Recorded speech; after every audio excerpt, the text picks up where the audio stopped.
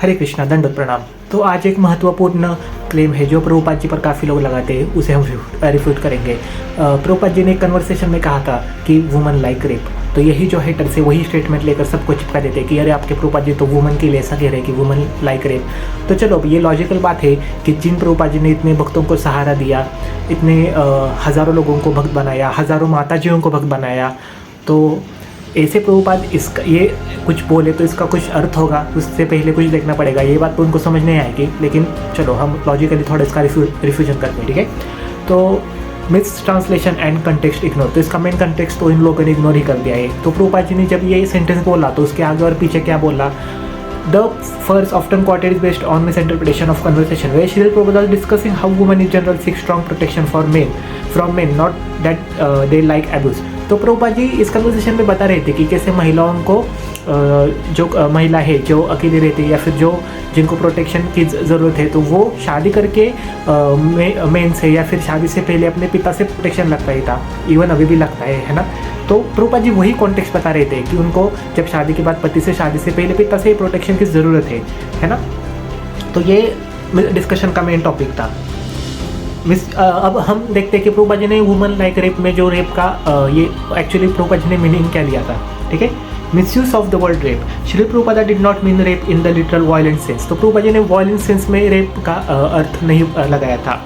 In old English uses, मतलब जो पुरानी इंग्लिश है उसमें rape could sometimes refer to forceful seduction और domination, not necessary criminal assault. तो उस रेप का जो मीनिंग था वो हर बार जो अगर हम हिंदी में ले तो बलात्कार, यही मीनिंग नहीं था। रेप में कभी कभी समटाइम्स ज़बरदस्ती सेक्स हो, या फिर जो लड़की है वो मतलब कभी कभी खुद के मन से भी लाइक फंस जाती है, आप ऐसा कह सकते हो। वो आगे दिया है, मैं बताता हूँ, एक minute. His intention meaning was that women may sometimes be attracted to strong dominant men, not they desire actual abuse.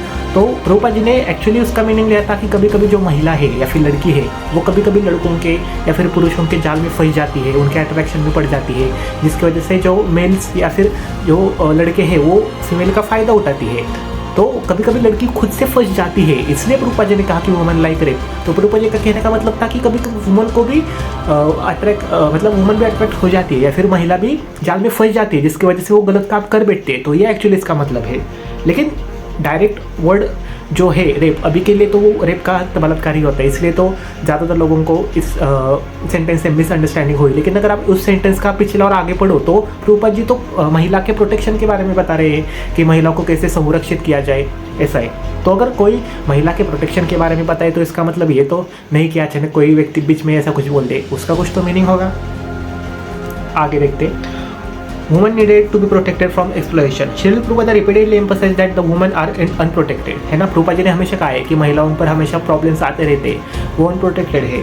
They can be taken advantages by unpartial men. तो महिलाओं का तो जो ऐसा अभी के अगर लैंग्वेज बोले तो प्ले बॉयज है जो क्लब फंसाते जाल में, तो ऐसा महिलाओं में मतलब ज़्यादा दिखता है। तो प्रभुपाद जी ने भी इसका यही अटेंशन लिया कि his actual message was that the society must protected womens, है ना। सोसाइटी ने, समाज ने महिलाओं का प्रोटेक्शन करना चाहिए through strong family and culture value. अगर स्ट्रॉन्ग फैमिली हो और कल्चर वैल्यू हो तो कोई भी महिला किसी के जाल में नहीं फंसेगी। तो यही प्रभुपाद जी का मेन मैसेज है, ठीक है। कुछ भी क्वेश्चन हो तो आप कमेंट कर सकते हैं। तो यही मेन क्लेम था जो मैंने रिफ्यूट करने का प्रयास करा। Thank you. हरे कृष्णा।